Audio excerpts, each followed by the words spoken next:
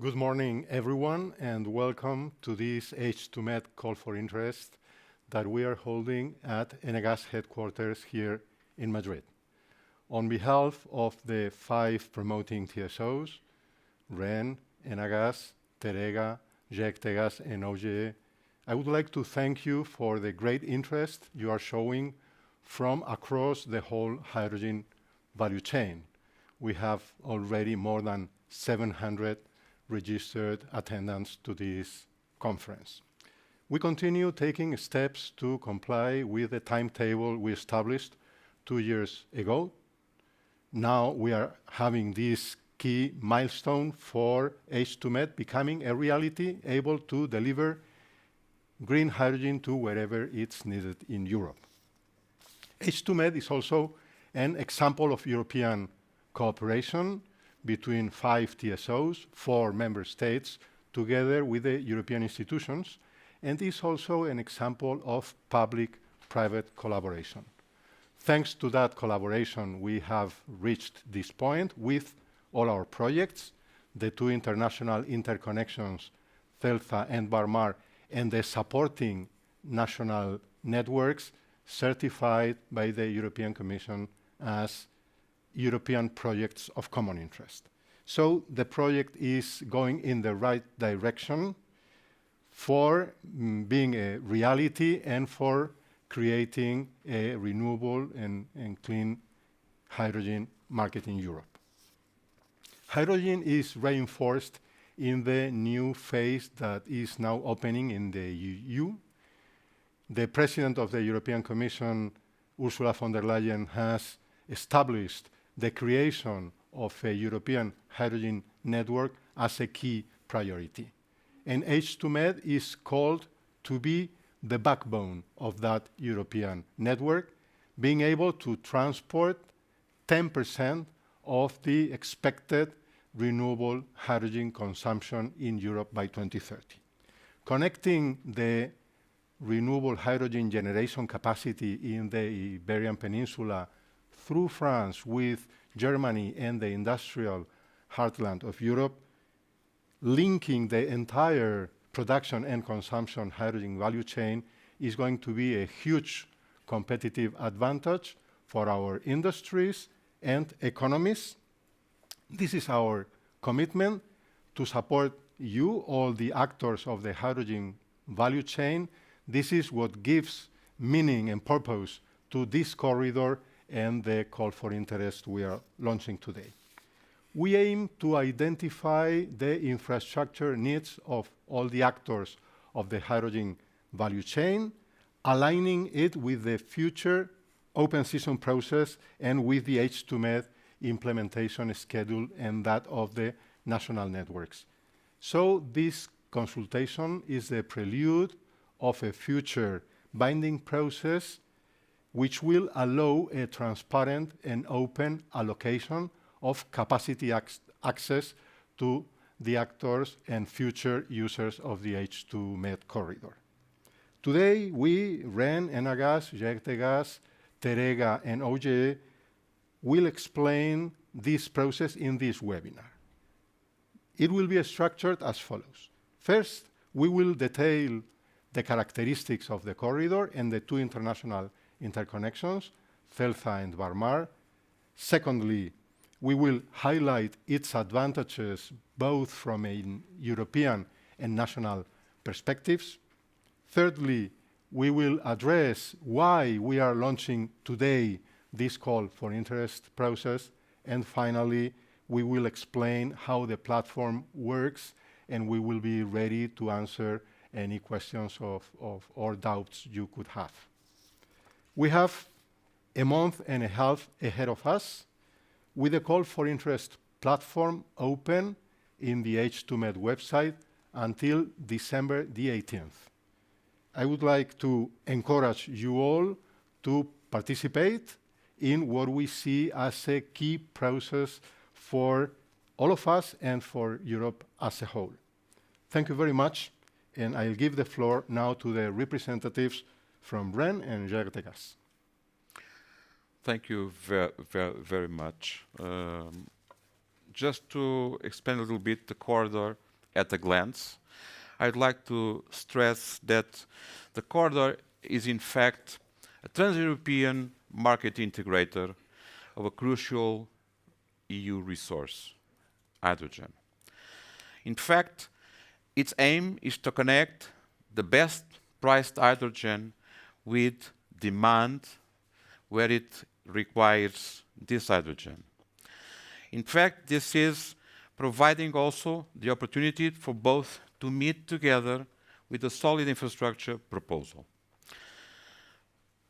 This project is being developed, as Arturo has just mentioned, between 4 countries and 5 TSOs.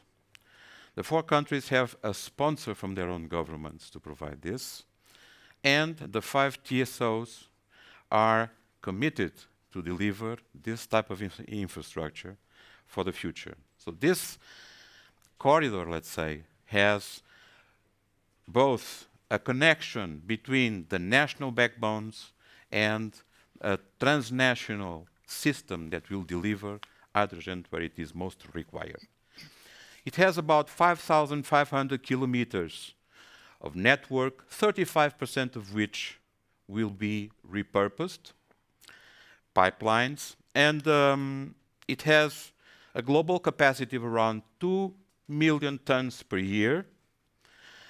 And this will, as Arturo has mentioned, probably signify around 10% of the hydrogen EU requirements by 2030.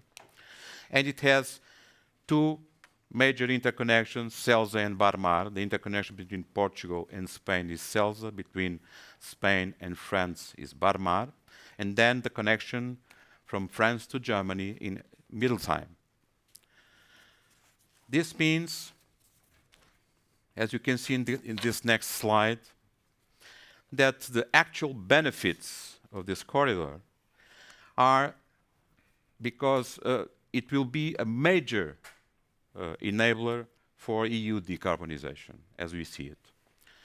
Pipelines are the best available technology for cost-efficient H2 transport within the EU.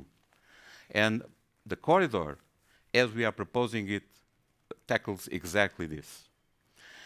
This corridor will deliver cost-efficient H2 where it is needed the most. From cheap, clean electricity where it is available, to produce hydrogen and guarantee also the security of supply and EU indigenous energy sourcing, which is vital for our commitment to a secure future. And also providing an industrial ecosystem and connecting the valleys around Europe. This corridor and its potential provide a path for a common achievement of H2 in the EU policy goals. This being said, I would start to present a little bit more the details and show where we have our pipelines and how they are structured. Celsa is a fundamental infrastructure that will connect the Portuguese backbone to Spain and deliver the gas on the path to Germany. Celsa is a pipeline that will have around 248 kilometers and will require a compressing station, a compressor station with a compressor power of around 24.6 megawatts, and this will be responsible for delivering 750 kilotons of hydrogen per year as a capacity, and this will require an investment of around 350 million euros. So I'll pass it on now to my colleague to explain the Barmar part. So Barmar stands for Barcelona, Marseille. So it's a 450 offshore pipeline that is crossing the Mediterranean Sea. Today, there are still two routes that are open, that are under study to determine which one is the most appropriate. So one coastal route that is going along the Spain coast and the French coast, and another one which is a deep water route, as you can see on the picture. This will lead actually to 2 million tons of capacity and will be supported by a compressor station in Barcelona. Overall, it is an investment over 2 billion euros. So let's move now to the overall commercial process. So I'd like to outline the overall commercial process for this project, which has been already mentioned by Arturo, which include two main phases. First, we will have a non-binding phase that will span from 2024 to 2025. This initial phase starts with a non-binding call for interest that is aimed to attract interest and analyze the information we are going to collect. It will help also to qualify stakeholders that are interested in our project. Today's webinar has got two objectives. First, we will present the infrastructure that are included in the call for interest in Portugal, in Spain, in France, and also the connection with Germany, which are detailed in an info memo that you can find on the website. Second, we will guide you on how to participate to this call for interest, how you can submit your information. Please be aware, and that has been said already, but I need to repeat it, that the collection of information will close on December the 18th. And the result of this phase will be presented during the first quarter of 2025. After that, we will have a binding phase that will begin next year and extend probably until 2026. This phase involves further information collection, detailed analysis, and active interaction with participants in order to refine commitments. In 2026, we will focus on participant engagement and formalization of binding agreements.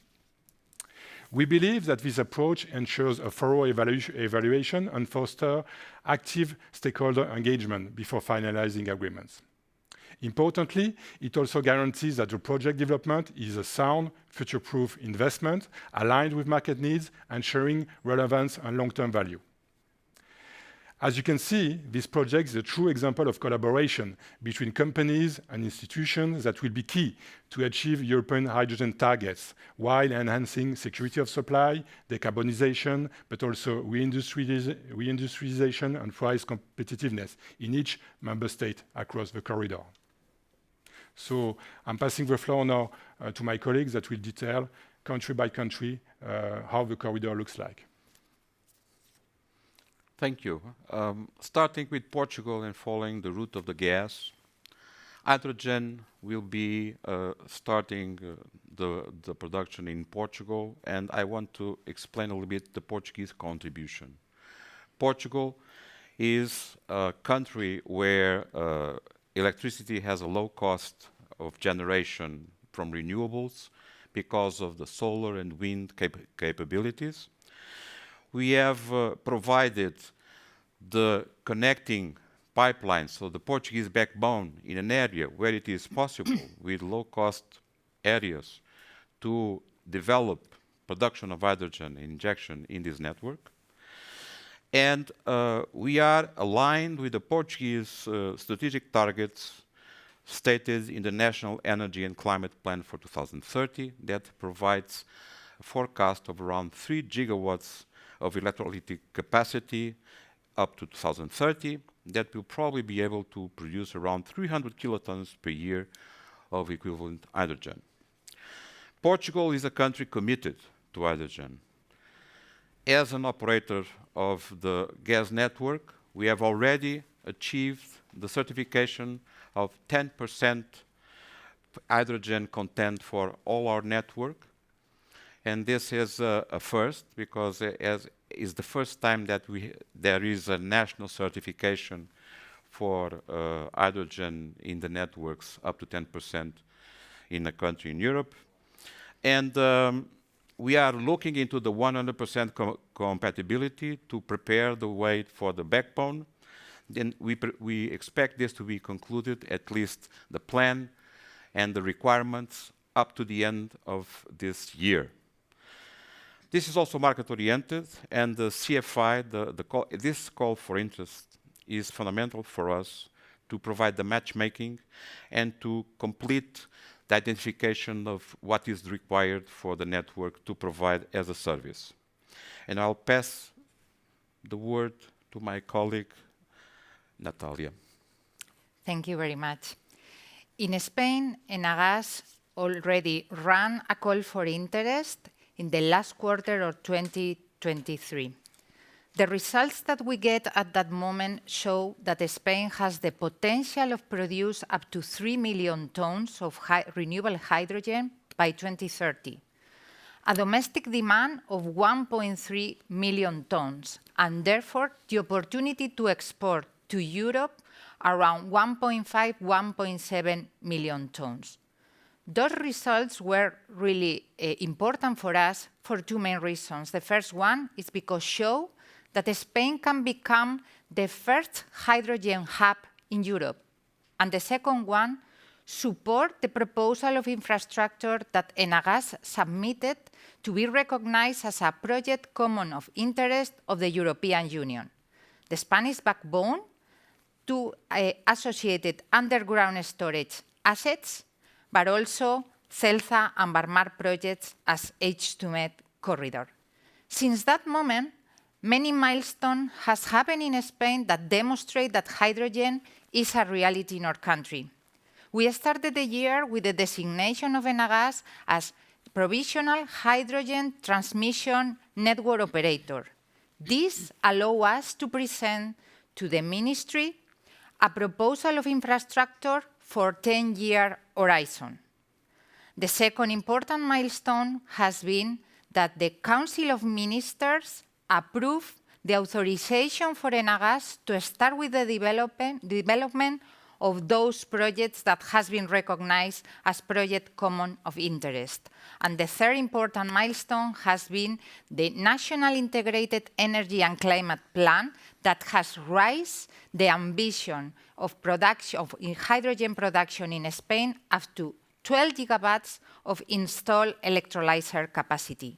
Also, this plan supports strongly the H2med project as one of the key infrastructures for Europe, connecting supply in the Iberia Peninsula with the demand centers in the north of Europe.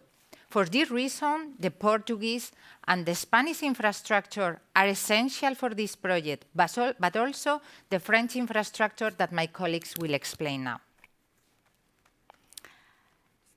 So now if we turn to France, clearly hydrogen has been identified as a key pillar of our decarbonization strategy and also key for promoting reindustrialization.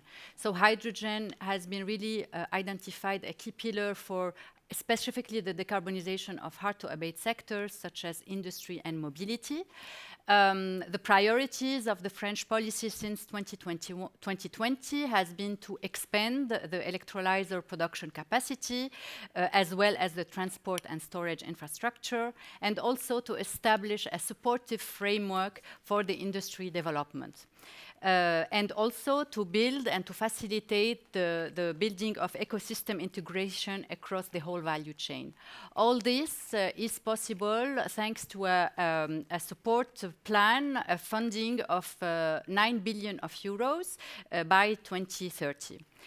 So this is from a political perspective, but from a TSO's perspective, we have been working also during the last few years in order to develop projects around the storage and transmission of hydrogen. And Teréga and GRTgaz have done a public consultation in 2021 at a national level, and the key results of this public consultation is, and the key concerns of the market players is around competitiveness and security of supply, and we truly believe today, we are fully convinced that projects such as H2med Corredor are completely responding to those concerns. And afterwards, every TSO, so Teréga's part, we have also conducted a call for interest on our perimeter on the southwest part of France, Nouvelle-Aquitaine and Occitanie region. And here we have really confirmed these dynamics for hydrogen, especially from a production perspective, but also from an industry perspective and from the e-fuel industry. And there is also a potential of storage in this area. There is a storage project in the Nouvelle-Aquitaine, also bringing additional flexibility to this whole corridor. And now I would turn to Jean-Marc, who will explain the dynamics on GRTgaz network. So obviously, along with Teréga, we believe that infrastructure is essential for establishing this integrated hydrogen market and promote competition, ensuring supply security, and as well supporting the integration of more renewable energy sources. On the GRTgaz side, our strategy is very much aligned on the French national hydrogen strategy. It's composed of two pillars. The first one consists in developing infrastructure in local ecosystems. We are positioned in strategic industrial hubs or port areas that cater actually large energy-intensive industries and major carbon emitters, such as chemicals, steel, and refining, that have actually significant decarbonization needs. So those projects are aimed to connect those production of low-carbon renewable hydrogen to the consumption of this hydrogen. So they are located, and you can see them in green on the slide, in the north of France, in Dunkerque, in Alsace, in the Rhône Valley, and in the south of France, near Marseille. I would like to stress that most of those projects have reached pre-FEED and FEED stage. For Mosaic, which is our flagship project, we have taken the FSD this year. All of them are actually PCI, project of common interest for the European Commission. The second phase of our strategy will be actually to interconnect those local ecosystems at national level and develop links with neighboring countries. So the objective is obvious here: provide competitive hydrogen, ensuring security of supply, but also give access to storages. So that's what we are doing actually with HYPHEN, which is actually the French backbone, which is connecting the south of France all the way to Germany, and that will actually also connect all those ecosystems I just mentioned. HYPHEN is a PCI as well. We believe that this coordinated approach will create a competitive and more resilient and sustainable hydrogen network across France, but also Europe. We can say that more generally, H2med aligns very well with the French strategy for hydrogen, and it supports also the use of hydrogen in industrial sectors and mobility purpose, particularly in hard-to-abate sectors. We are actually capitalizing on the geographic advantages we have on this corridor to build on cross-border storage capacity to provide more flexibility. This approach also allows for shared infrastructure to meet both domestic and transit needs. We believe also that H2med will offer a significant competitive edge for hydrogen delivered via long-distance infrastructure, connecting cost-effective production zone in the Iberian Peninsula with major consumption areas in France and in Germany. So now I leave the floor to Germany. Yes, thank you. The hydrogen will flow from the H2med corridor via France to Germany at the interconnection point at the French-German border, which is called Obergeilbach or Mädelsheim, which is visible here on the map. And it connects the HYPHEN grid, as Jean-Marc told already, with the Hercules South grid, which is a joint infrastructure of OGE and GRTgaz Deutschland, and it is part of the German core grid. And the German core grid is the German answer to the chicken and egg dilemma, and we have just received the approval from our regulator to create and operate the infrastructure in the regulated environment, and added by a financial model, which includes two major points. The one is we have a capped tariff over more than 20 years, which allows for affordable transport tariffs also for the first volumes in the first years. And the second thing is we have governmental guarantees, which allow us to mitigate the risks of our project, because the government will take 76% of the risk in case of failure of the whole hydrogen economy, which made it much easier for us to take the FIDs in front of the rest of the market to have infrastructure in Germany first. So by this, the first pipelines will come into operation next year, planned for 25, and projects are running. So finally, all pipelines will be there in 2032. So it means at latest by that point in time, as soon as you've got an entry into the German system, like at Obergeilbach-Mädelsheim, you can reach every point at the core grid, which is connected to the core grid over the next years, successively in the development of the core grid. And we expect a growing demand in Germany evolving over the years. But the domestic production in Germany will not be sufficient to satisfy this demand, like mentioned in the German hydrogen import strategy, the German national hydrogen strategy, or in several market surveys which we have performed already in Germany. Therefore, Germany depends on imports and the collaboration like we're having here in H2med with our partners to be connected to an import route or one of the most important import routes in Europe to get access to volumes produced in the Iberian Peninsula or in France. And that for two reasons, to have the volumes available and of course to benefit from the efficiency of renewable production in Southern Europe. And that not only for German consumers, of course, but for all consumers along the corridor who will benefit from this scale up of the hydrogen market. The core grid can be seen as the first iteration of a long-term network planning process with indicative timing of the measures and the infrastructures to be developed over the next years. We will have several iterations of this process by the network development plan happening every 2 years from now on. The first one is in preparation at the moment, which will define and specify the measures to get to the final core grid in 32. That means pipelines will be realized in Germany at that point in time when they are needed, proven by market signals. And to get this market information and to make it available for us here planning our projects, we are performing the call for interest to better understand when volumes will be needed to be transported along the corridor, and especially from the German perspective, from France to Germany.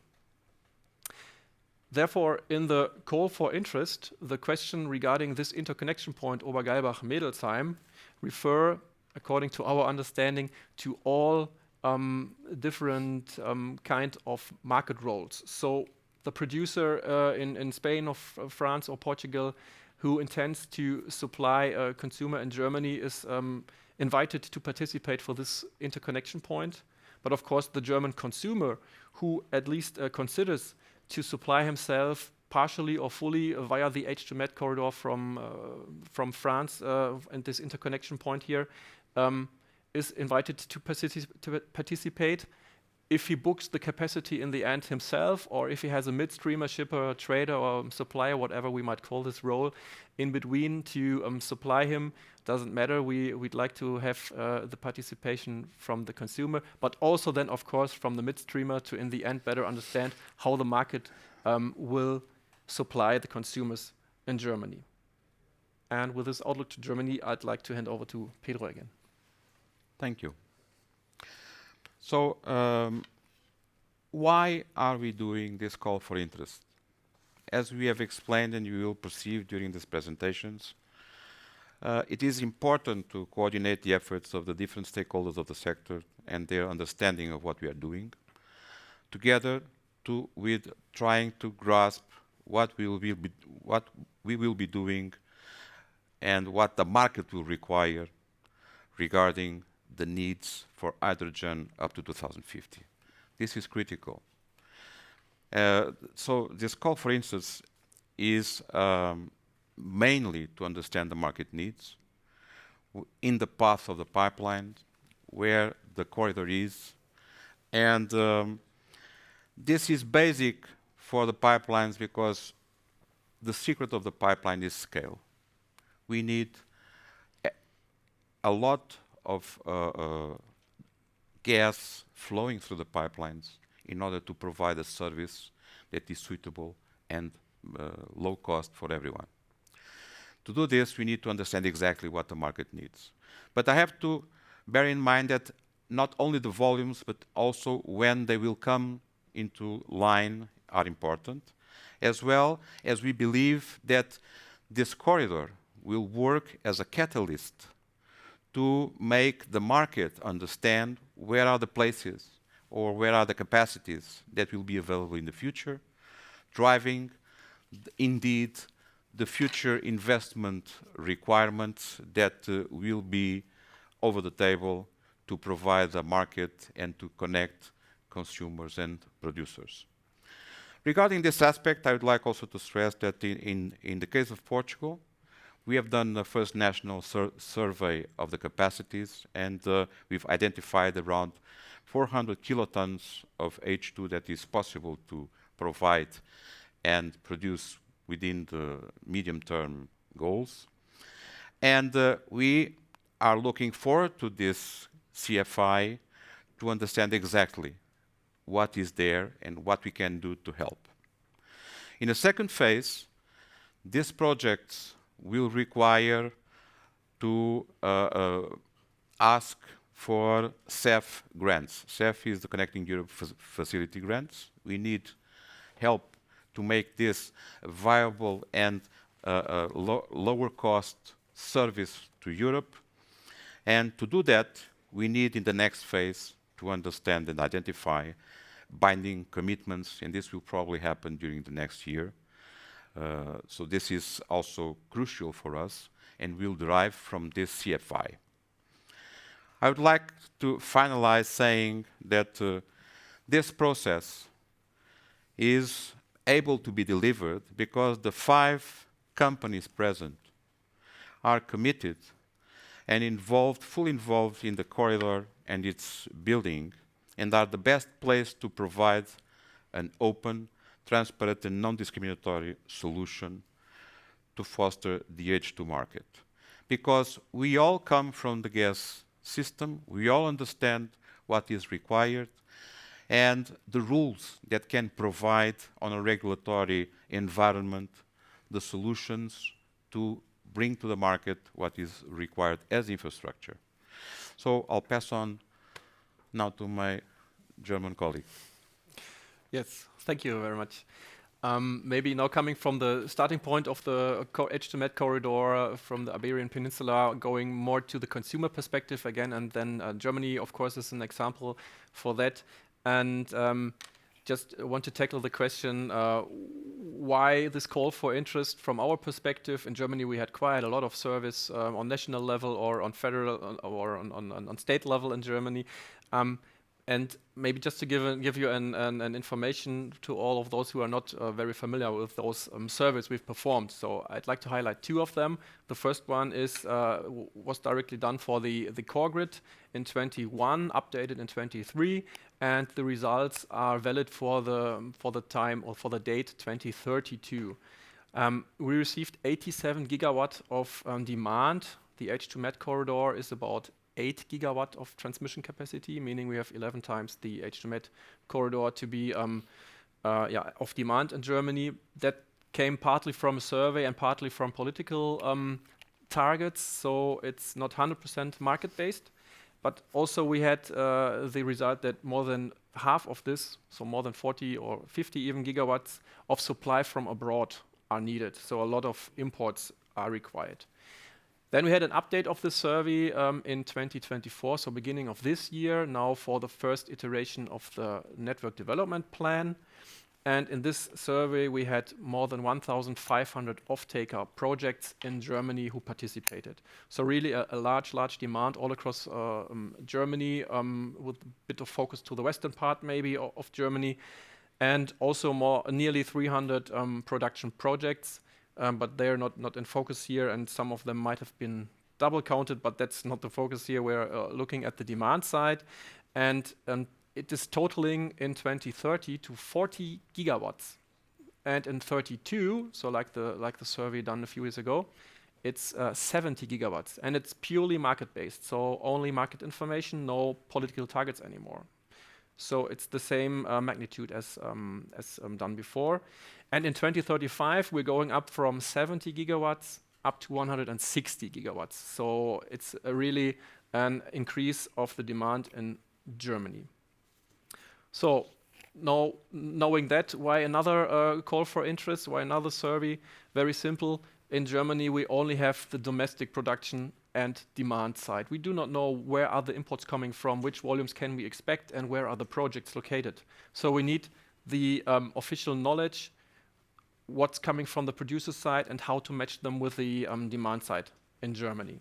That's the one thing. And the other thing is that, as Pedro already mentioned, timing is of essence.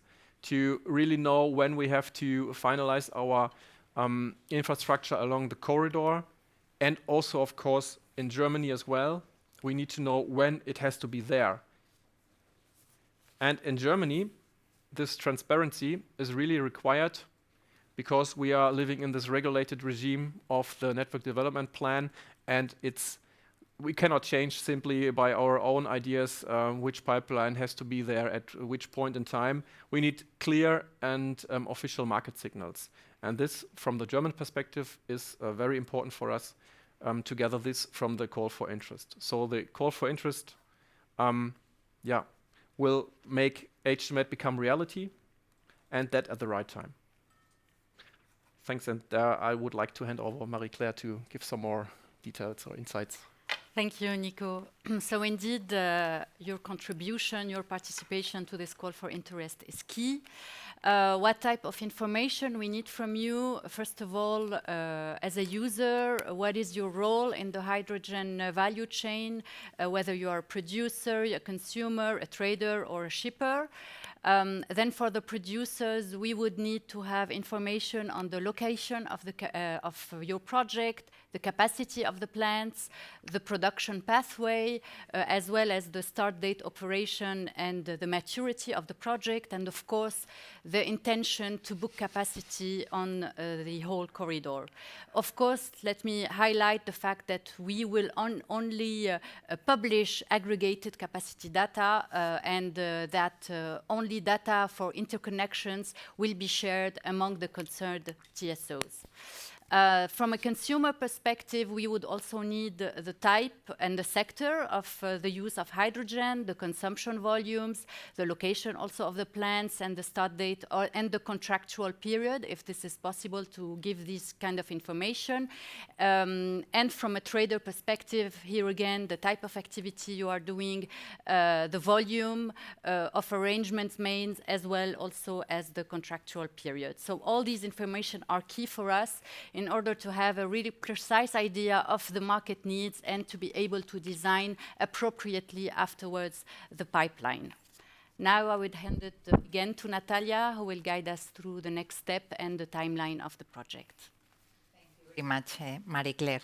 So where we are today in the project, in the technical side, we already finalized the conceptual engineering, and we are taking the first steps into the basic engineering. From financing point of view, as has been mentioned before, we already submitted our applications to get access to European funds under the Connecting Europe facilities in the chapter of energy, that the results will be announced by February next year.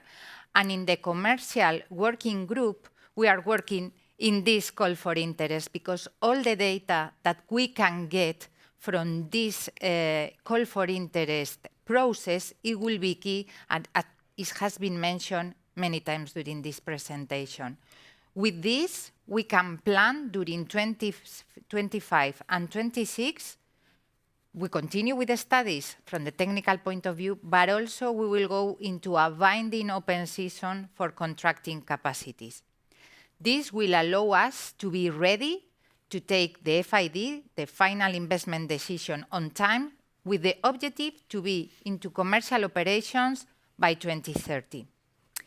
So, before we go into the practical aspects of this call for interest and the platform that we have developed for this purpose, I would like to invite all the participants to this webinar to type your questions, comments, or doubts. We are here for supporting you in this process, for clarifying what has not been clear enough during this presentation, and for this reason, using the platform that we are now running this webinar. Please type your questions, and after the technical aspects that now Nerea will explain to you, we will try to answer as much as possible. If we don't have time, due to time constraints, to reply those, we have the compromise, all the team, to send you the answers in writing. So, Nerea, please. Thank you, Natalia. And thank you everyone who's joining us today online from all across Europe for this webinar. We had the privilege of hearing firsthand from each TSO representative about the H2med project, and about the purpose of this call for interest. Now, over the next few minutes, I will be guiding you step by step on how you can actually participate in the call for interest. But before we start, let's do some housekeeping. The presentation today is being recorded and will be shared with you after the recording. The slides will also be published on the h2medproject.com website, and we're habilitating a mailbox for each of the TSOs, so you can contact us should you have any questions, and we will provide this at the end. So, how and when can you actually participate in the call for interest? So, as it has already been mentioned, the call for interest is opening today, and it will be live on the h2medproject.com website until the 18th of December. You can already go on the platform, on the website, and you will see the link to register directly into this digital platform. Just to make a distinction here, because we're talking about the call for interest, we're talking about matchmaking. This call for interest is a non-binding process, so we are simply asking you to provide us with as much information as possible so we can make a market assessment for the interest of the H2med corridor. The matchmaking functionality, however, is completely voluntary, and is up for producers, consumers, and traders to decide if they want to participate. Here, you will just be agreeing to share some high-level information about your project between each other in order to be able to collaborate. It will also be hosted on the same platform, so therefore what we're launching today is a one-stop shop platform, both to answer the non-binding, confidential call for interest, and also the voluntary matchmaking portal. So with that being said, let's dive into the first step, so registration. As I mentioned, you can already access the registration link on the platform, and when you do so, you will be greeted with the registration form you can see here on screen. This should be followed by new users wishing to use the platform. And I will clarify in a minute who these new users should be. But there are two key pieces of information. So you can see here at the bottom of the screen, we're asking the key user information. So this should be your name, your company, and contact details. I'll stress that details will be confidential, therefore administrative purposes for the TSO use only.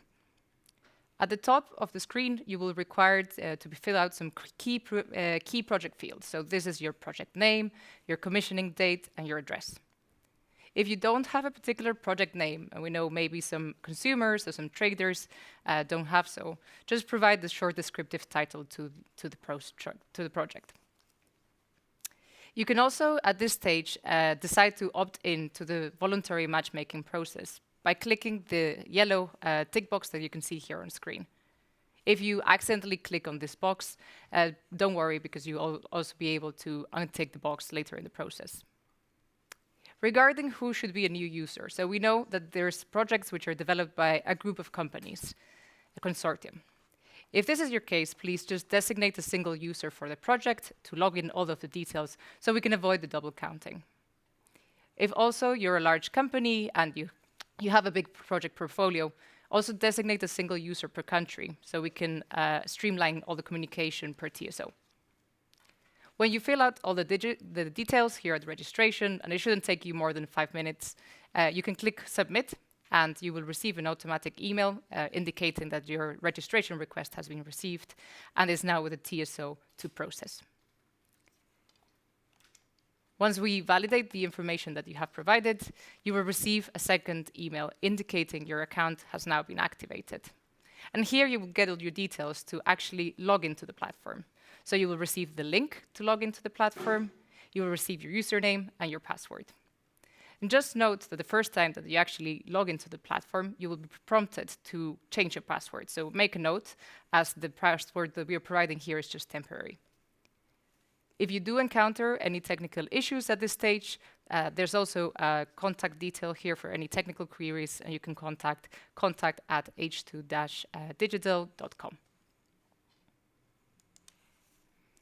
Once you've managed to pass this registration project and you can activate your account, you will be able to log onto the platform, and you will be greeted with the H2med digital platform views that you can see here on screen. So there's mainly two different views that you can see here. There's the map view and there's the list view. It's important to note that if you participate in matchmaking function, you will see the other projects that have already registered at this stage and are participating in the matchmaking function already visible on the screen. If you do not wish to participate in the matchmaking function, however, don't worry, you will only see your project, and your project details are not going to be shared with other participants, and you should only be able to access your project. We know also that there's probably going to be quite a lot of projects in here, so in order to streamline finding your project, in the list view, you will see a little star against your project name, so you know which projects you have editing rights over. Both views are also fitted with filters across the top of the website, so you can also navigate by filtering through the country, the start date, or even searching a specific project name. Once you're in the platform, you won't have to go back through the registration project if you have a project portfolio and other projects you want to load. So you can directly go to the top right-hand side of the website and find this Create New Project button. Here, you will just click on this icon, and it will take you to the project template to enter as many new projects as you require for this call for interest. So now, going into the details that you can access for each project. So once you find your project, you will see this project view you can see here on the left-hand side of the screen. And it will have this blue box at the bottom that says Edit Project.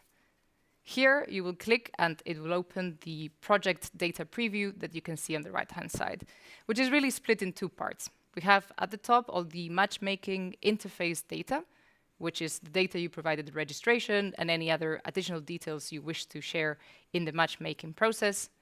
And at the bottom, it's quite important that it's the call for interest information.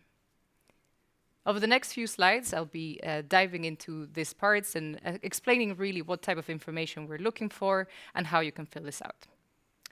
So zooming in to this page now. So this is the editing project page.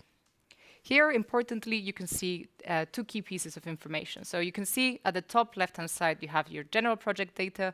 At the bottom, you have your contact details.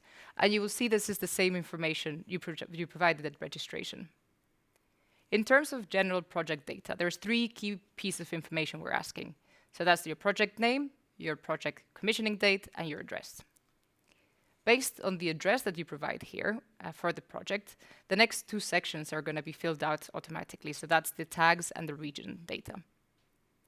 Regarding the tags, you will see this particular tag regarding the provider.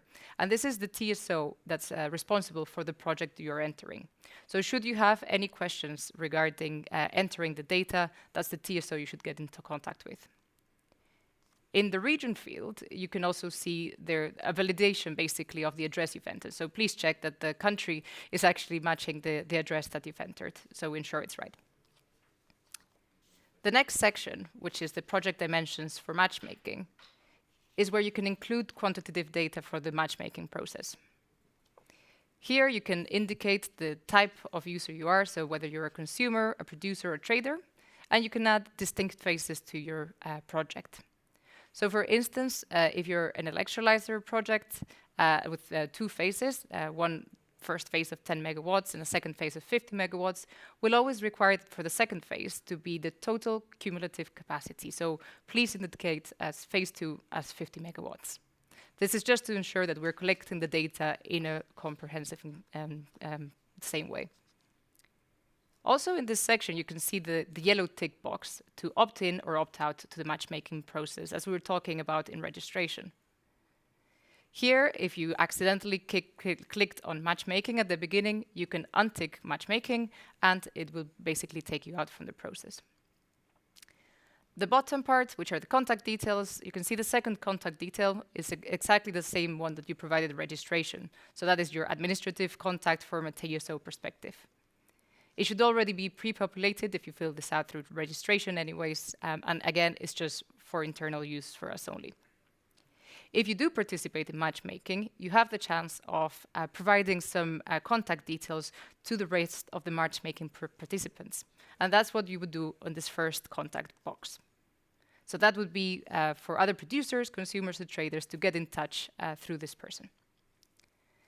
Once you fill out all of the details, please remember to hit the Save button at the bottom of the screen. That's quite important, otherwise your details won't be saved.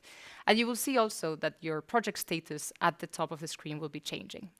So right now, you can see it reads as the project is active, but if you hit save, this will go into draft or open, which means the TSO has now received your change requests and will validate this information before it gets uploaded into the matchmaking portal or simply uploaded into the portal if you're not participating in matchmaking.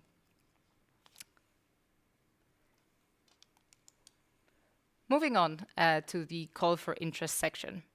And really, this, I should stress, is the most important part of the whole process. So I really want to take some time to explain this properly. In here, you will find the call for interest basically navigating through each project to the bottom of the page, and it will appear as a pop-up. And you can see already from the screenshot provided in the slide that there are two parts to it. The first part is the network booking intention. Here, you will provide your quantitative network capacity volumes, which you intend to utilize across the H2med corridor. And we'll see in a minute how to do this exactly. The second part are the questionnaires. So at this stage, we are trying to gather more qualitative data regarding the type of producer, the consumer, or even the maturity of the project to get a better understanding of the projects that are wishing to connect to the network. Once you fill the two parts, you will receive an email with a PDF attached to it, which will contain a summary, basically, of part 1 and part 2 of the call for interest. Just to note, this email may take 5 minutes or so to arrive, so if you don't receive this immediately, please wait and don't panic. Moving on then to the first part for the call for interest. And there's quite a lot of things on the screen, so I'll try to walk you through it step by step. So on the top left-hand side of the slide here, you can see the pop-up that you will be greeted with when you try to add a new phase to this booking intention. And here you will be asked for three key parts of information, really. That is the start date, so that is the date at which you require the network connection, the type of network connection, and we'll go into detail here, but there basically is what part of the H2med corridor you need to book. And the third part is an amount. So an amount, we will always ask you to enter this in terms of tons. And there's two different types of bookings you can do. There's an annual capacity booking in terms of tons per year, and a peak capacity booking in terms of tons per hour. And this is really to make sure we size the network correctly, because we understand hydrogen production patterns will be intermittent. So we really stress that in any booking or any intention declaration you do here, please provide both where you can, because it will really be helpful from our perspective. Going back to the types of connections we'll find. So the first thing you'll see when you try to enter a type of booking intention is basically it's divided by the 3 user types we've been talking about. So you will see there is a distinction for producers, consumers, and traders. For consumers, you don't have to indicate what part of the H2med corridor you're wishing to connect to, because we already have your address. We know where your exit point is. But we do ask for a distinction between your total grid offtake capacity and your total hydrogen consumption. This is just to understand also if there will be some hydrogen production on site or whether it is being completely supplied by the network. In terms of producers and traders, and this is where we will focus now on the map on the right-hand side, you will need to indicate what parts of the H2med corridor you're looking to book. So you can see here on screen we have 3 interconnection points. So that is Celsa, Barmar, and the interconnection point between France and Germany. And you have 2 national exit points along the corridor, and that's Spain and France. So going from west to east, first point we have is the Celsa interconnection capacity. So this should be booked by hydrogen producers and shippers who are based in Portugal and are looking to export hydrogen from Portugal into Spain through the Celsa connection. The second point is the Spanish backbone. This is a national exit, so this should only be booked by hydrogen producers and shippers who are wishing to book exit capacity for domestic consumptions of hydrogen in Spain, not if you are only transiting. The third point, Barmar, this is another interconnection capacity, so should be booked for anyone who wishes to export hydrogen between Spain to France. Point 4 is the French backbone exit capacity, and again should be booked by hydrogen producers and shippers who are supplying French domestic use. And in particular to the French network, you can see also on screen, there are different elements to this network that you can specify on your booking capacity, if you know which point exactly you're providing.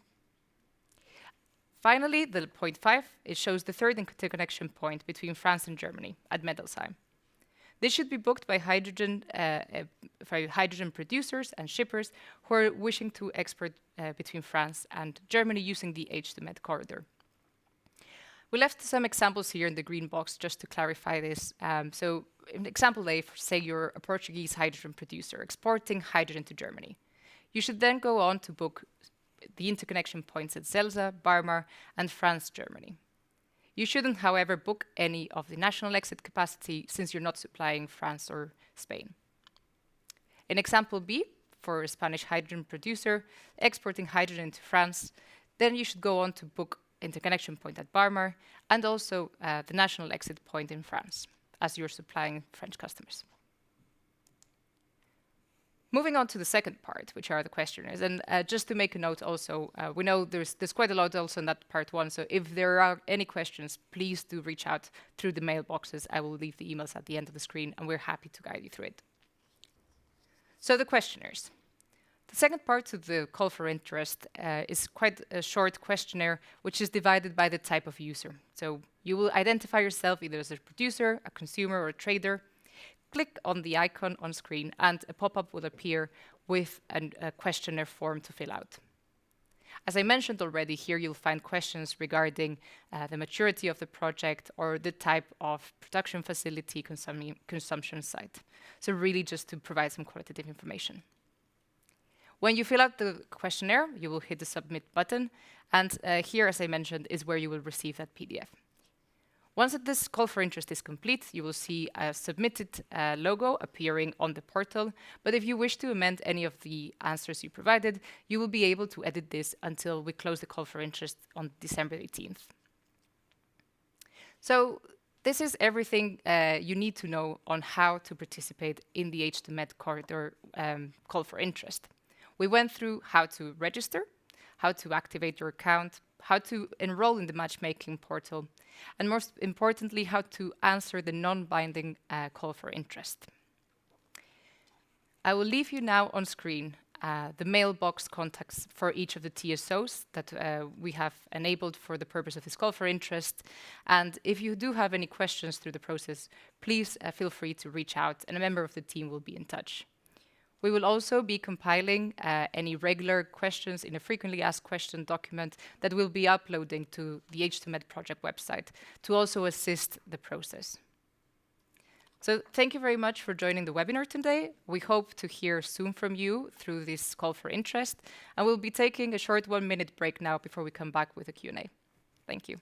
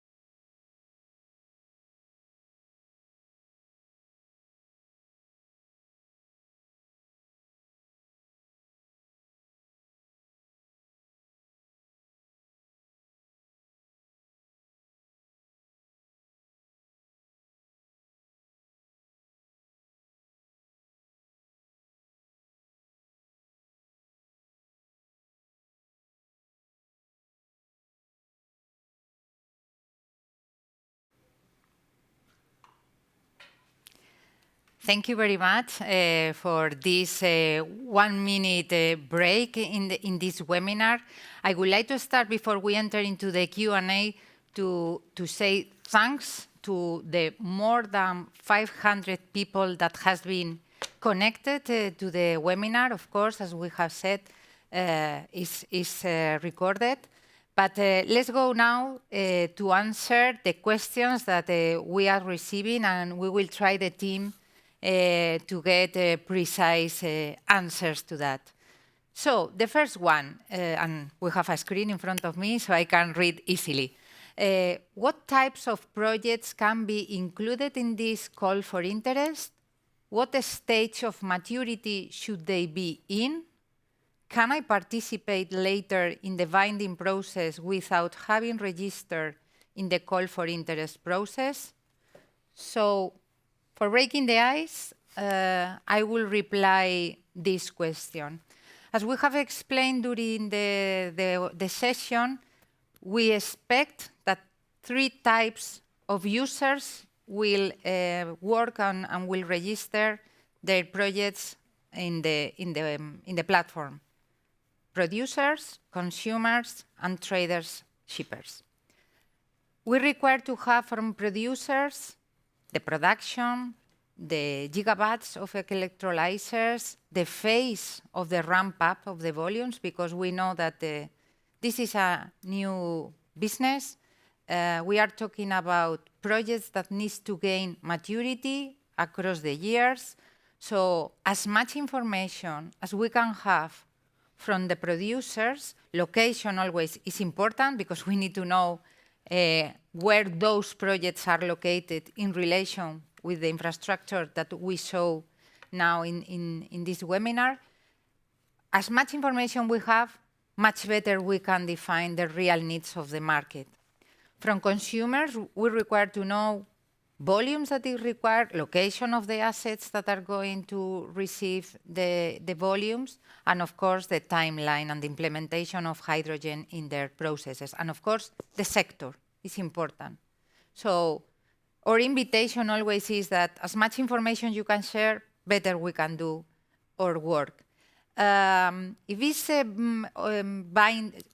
mandatory to participate now in the call for interest in a non-binding phase and later, yes, it's not mandatory to participate, but we really encourage you to participate because this is the first phase of a commercial process. So if today we have more visibility about the projects, about the plans, we are talking about many companies across 4 countries that has interest in hydrogen. As much information we can have, much better. But it's not mandatory, and if someone is more confident to just only participate in the binding process, for sure, we will require to have all the information that today we are asking in the platform, in the IT platform. Okay, so next one. Will this webinar be recorded and available for further consultation? In which languages will the information be available? So, Natalia, thank you, mind Pedro. if I answer? Thank you. So, back again to the discussions, I would like to say that yes, as you know, this is recorded. We take highly the importance of dialogue between ourselves and the market. That's why we are providing both on the project website, that is, I will recall again, h2medproject.com. We will be delivering the full recording of this webinar, and also the information regarding the whole corridor and the webinar and all the issues that you need to understand to participate will be also available in the websites of the TSOs, provided also in the national languages. So it will be more comfortable to everyone to be able to identify what is there. And we will be more than willing to interact and help, providing full information to all of those who want to participate. As we have stressed before, this webinar is the start of what we hope will be a long relationship, that requires at least this first step that we understand you'll be together with us in the future. Thank you, Pedro. Let me emphasize that I think it's important that we are here, the 5 TSOs company, to support you across the process. And please, any doubt, any question, contact us and we will support in the local language even. So, next one. What use will be made of the information completed in the form? Marie-Claire? Yes, sure, happy to answer that. So, as we have previously stated, this call for interest is actually the phase 1 of a future binding process that we hope to conduct in 2025. And we really need this information in order to be able to design properly the network and to really assess the market needs. And to also offer a transparent and non-discriminatory access to our infrastructure. Have in mind that all the received information will be subject to confidentiality terms, and these confidentiality terms will have to be accepted, as Nerea mentioned, by all the participants. Regarding the use of the data, we will probably publish when we will publish the results of the webinar of the call for interest. Aggregated data and in an anonymized manner and in an aggregated way, and we really commit not to allow any identification of the disclosing parties. So clearly, the idea is to publish aggregated data at the end, and of course, we are fully committed to respect these confidentiality terms. Thank you, Marie-Claire. Next one. What difficulties in this process do you foresee along the way? What next steps do you have planned after this process? Any volunteer? I can take that. Okay, thank you, Jean-Marc. So hopefully, we do not manage, we will do our best to avoid any major difficulties and hope that the process will run smoothly. The digital platform is designed to help you, and it's quite intuitive, as you have seen in the presentation just made before. Like in any public consultation, should we have any issue, should you need some more information, again, you can contact us using the emails that have been provided earlier. If needed, we will organize additional webinars and Q&A session in order to help you to upload your information. Obviously, the collaboration we have together as project promoter will be at maximum. So we are here for you. We are here to support. So do not hesitate to contact any of us, and especially your contact in your country. So the second part was about what is the next phase. So this is a non-binding process that will help us have a better understanding of what our market needs. We intend to pursue this process in 2025 and 2026 with ultimately a binding open season that will take place in 2026, most probably. In between, obviously, the dialogue between market players and institutions will continue, and we will have other exchanges, as today, probably in webinars, but also bilaterally, in order to prepare this binding phase that will follow. Thank you, Jean-Marc. Next one. How are the projects coordinated along the corridor to ensure aligned design parameters and commercial operations dates? I think, Nico, I'd like to take you it. should take it. Yeah.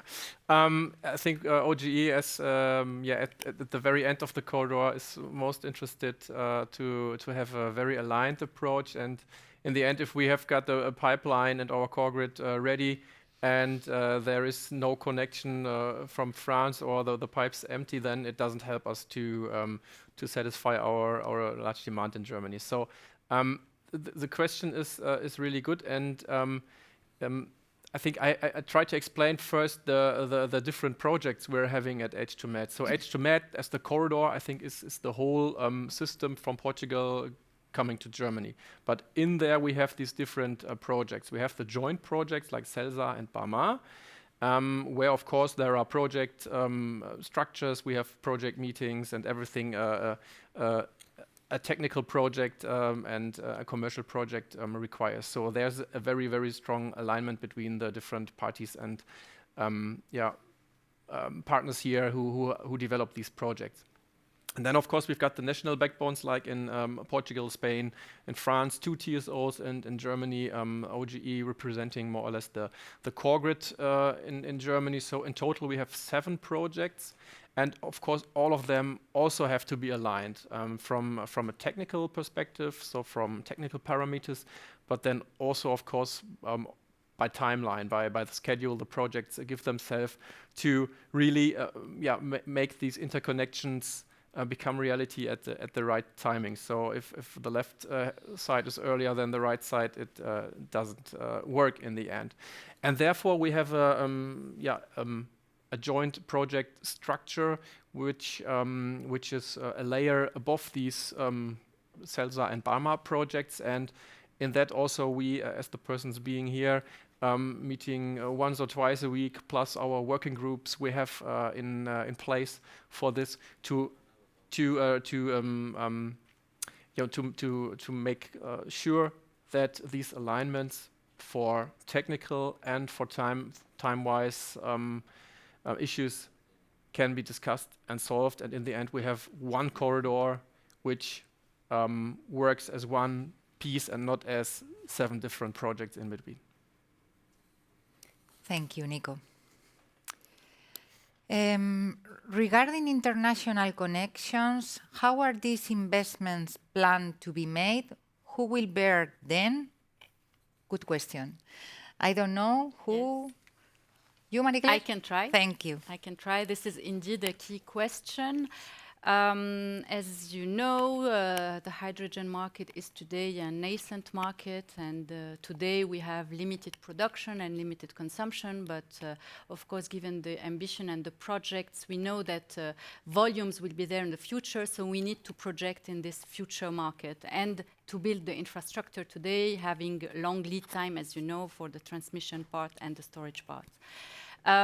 So for these kind of projects today, what we consider as a possible financing for this project is, first of all, as we have mentioned, we hope to benefit from public funding, and more specifically from the Connecting Europe facility, so the CEF funding associated to the PCI labelization, which can indeed which can allows us to obtain up to 50% of the funding, both for studies and then later on for works. And then on top of that, on top of this public funding, we hope, thanks to the binding phase of the open season, to have also long-term contracts with the agents, with all the market participants, which would help us also to finance a share of the project. And finally, probably in these projects involving several countries, as we have seen, Portugal, Spain, France, and Germany, we will have probably different beneficiaries in different countries. And so the regulation, the 10E regulation adopted at a European level, allows for this, what we call cross-border cost allocation mechanism between different countries and between different operators, and probably this will be in the future articulated through payments between those infrastructure operators. So this is a possibility of financing of this kind of project, combining indeed both market commitments, public funding, and also an adapted financing between the operators. So clearly this is an important part of the project, the financing one, and how we can construct the financing around the corridor, the international connections. And the regulators has a role to play on that. Next question says, what is the technical status of the project? What advance have been done? I can probably take that if you don't mind. Please. So I'll be focusing here on H2med and BARMA and CELSA. So as Arturo said earlier, we have performed the conceptual engineering phase. It's now completed. And now we are taking steps to initiate the basic engineering for both Barma and Celsa. So that means that we will soon start the administrative procedures that will take place in Spain, Portugal, and France. And we are preparing the permitting documents and the documents that are required for the public consultations that will take place and assessment of environmental impacts. I have to stress that for Barma, we have started a first phase of reconnaissance survey, maritime reconnaissance survey, in order to assess which of the two routes that I've presented earlier is the best actually for the project. So this is a major milestone, quite a significant investment on our side as a project developers. So that shows that actually the projects are really concrete. I would like to stress again the importance of the work we've done to prepare our submission to the PCI CEF fund. So this CEF fund, as has been said, Connecting Europe facility is crucial actually to support us in the financing of the upcoming studies.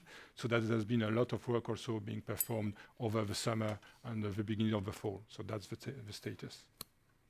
I think it's important to highlight that from technical point of view, we are working all the TSOs the last 2 years. So it's not something that we are starting managing. So since the moment that we were working in presenting this corridor to the project common interest window in December 22, we are already working in trying to identify all the technical aspects of this corridor. And we are supported by international engineering firms for that. Yes, exactly. And as mentioned by Nico, all 5 partners are working together, so weekly meetings. So indeed, we are mobilized and really ready to submit and to prepare this procedure. And also receiving the support from public authorities on that, in the sense of getting data. So, next one. What role will regulators play throughout this timeline? What will be the principles of the tariff setting? I think this is probably the consequence of the previous one that we mentioned about how is financing. So, Pedro, you want? Yes, please. Okay, Thank you for the opportunity. So I need to stress here that not only the regulators are required, also the governments of the different countries are required, because there is a new directive that needs to be transposed until 2026 that will be required to create the framework and the final stage for the H2 infrastructure. This is very important, and I'd like to stress this, that we believe, and it's the feedback we have been getting, that the governments are trying to implement this as soon as possible. And according to the other aspect of the regulatory environment, we have to understand that we are 5 TSOs already operating in a fully regulated environment. We know everything about what is required about the tariff structure, what is required to take care of the free initiative of getting the clients in using the pipeline and using it in the proper way. A lot of regulations in Europe have been set. So what we are trying to do here is to build on that knowledge and to provide something that the regulators will find easy to understand, and to incorporate also the new ideas that we are sure the regulators will bring in to allow a proper development of this starting H2 market. So we believe that the cooperation of the regulators and the interaction with the regulators, which we have been doing with our other hat, will be fundamental, because this is going to be in the future a regulated business. So we are fully aware of what is required. This being said, the question then goes to, and what about the tariffs? If among you have users of gas and international cross-border movement of gas knowledge, you'll understand what I'm saying. it will be probably the same thing. We are looking into an entry-exit framework that will allow capacity booking and payment on different areas of the network and not necessarily connecting one capacity to the other, to give full flexibility to the users, either producers or consumers, to get inside this and with the matchmaking be able to have the most flexibility possible to drive their business. So in fact, we are trying to give to everyone the best solution inspired in what is being settled for the gas system up to now. And we believe that this will be the way forward to be able to give you also the same idea. You have to understand that I can give you an example. I am from REN and I'm from Portugal. We didn't have natural gas before 97. But we were regulated on the electricity before 97. So what happened? When the regulators started to look at us, basically we had the same rules as electricity applied to gas. This means that the regulators build also on their own knowledge of what they know best to get the best result for consumers. And I would say that today it's what we are living as a fully developed market is already in place for gas, natural gas, or renewable gases will come now. It's more than exact and possible that this matching will be done by the regulators. Thank you, Pedro. So, next one, waiting for the next one coming on the...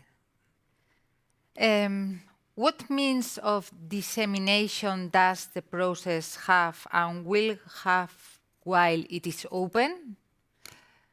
I think this is... Okay, I can answer that you? probably.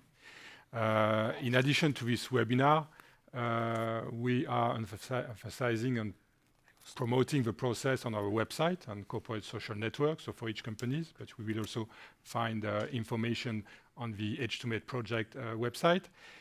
Besides, we have to say that all associations that are interested in hydrogen, thinking in particular association in Europe, but also at regional and national level, have given their support to this process and have actually promoted this event today through their communication channel with very good results. And we expect that to continue across the process, and it will help actually sharing information when they are available so everybody can have access to it. Thank you. Next one.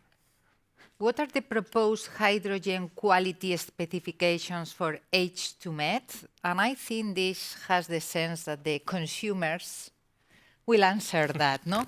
Quality. Yes, probably. I take it then. The hydrogen quality specifications will apply to hydrogen into the transport infrastructure, as well as to deliveries to end consumers. So that's why for Germany very important, and of course for the producers as well. What is the minimum level they have to produce, which purity and so on. And I think the truth is that the gas industry and we are currently working to propose standardized hydrogen specifications at European level and inside the European working groups. But it's work in progress running at the moment. H2med has prepared a technical specification for hydrogen through the corridor that will be available for consultation in the info memo we have prepared and that will be published on our website, so you can see there the current status with our belief where it develops in the coming months or in the future. Okay, next one. Important one, by the way. What will be the cost of H2 transportation? Marie-Claire, I am looking at you. Oh, thank you for this easy question. Well, it's not an easy question, of course, and we probably have different answers to that. It will clearly depend on the project design, and this is why we need this call for interest, because we need to know what are the market needs. So it's not an easy answer that we can. We have actually tried to give some indications in the beginning as TSOs, but we really prefer at this stage to collect your input and at the next stage to be able to design properly and to really, from a technical perspective, design the project, the operating conditions, and to have a clear idea of the volumes that can be transported of hydrogen. And then afterwards, we can also conduct a cost-benefit analysis that will allow us to adjust the project characteristics. So for now, it's not easy to give a single answer to this question, and we will work during the 2025 in order to be able to give a precise answer on the cost of hydrogen. So this is clearly one of the key topics that we are dealing with, and we hope that the call for interest will help us in this direction. If I can add on top of that is, of course, it's important to have that estimation of cost before the binding open season. Of course. So it's something that we are working internally in the team, in the working group, in the commercial working group, and we know that it's something that we need to share with all the participants just before the binding open season. So we will share. Another one is coming. Should we participate if we are not a steel industry that today does not consume hydrogen today, but is planning to consume in 2030? Who wants to? May I? You can. Okay. Okay, thank you. The answer is yes. In fact, we are planning to start operation in 2030. So this is quite in line, and this is very interesting and important that you participate. As I told before, the corridor works as a catalyst. So if you have the opportunity, grab it, because somebody else will, if you don't. Okay. Another one is coming. Morocco has substantial potential for its green hydrogen production due to its extensive renewable energy resources. However, Morocco has not yet been included in H2med project. Why? I will answer clearly. But the interconnection between Morocco and H2med, it will be only possible through the Spanish hydrogen backbone and is not included in 2030. H2med is looking now for the needs and the production by 2030. Any potential international interconnection with Morocco will be subject for future years, but not at this time, because we are looking that H2B will be the corridor that will transport today green hydrogen from the Iberia Peninsula to the north of Europe. But in the future, as he said, through the Spanish backbone, why not Morocco green hydrogen can go to Europe. For the benefit of time, I think if there are more questions in line, we will reply after this webinar today or tomorrow. I think we should close, so Jean-Marc, the floor is yours. So it is my role to thank you all for joining today. Thank you very much for your interest for the H2med project. Thank you also to the teams here on stage. So Nevea, Marie-Claire, Pedro, Nikolai, and obviously, I forgot you.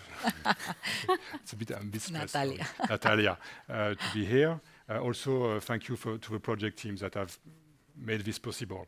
As mentioned, you need to go on the H2med website to access all the information that we have prepared for you on the project, but also on the call for interest. This call for interest will be closed in December 18th, so please do participate before that. I would like to stress again that your input is essential, actually, to confirm the needs for this corridor and to support us in developing the project. Again, this webinar will be available after this, and it will be possible to have access to it on the website.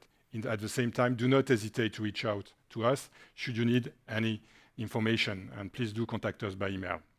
So this concludes the webinar. Thank you again for attending, and goodbye.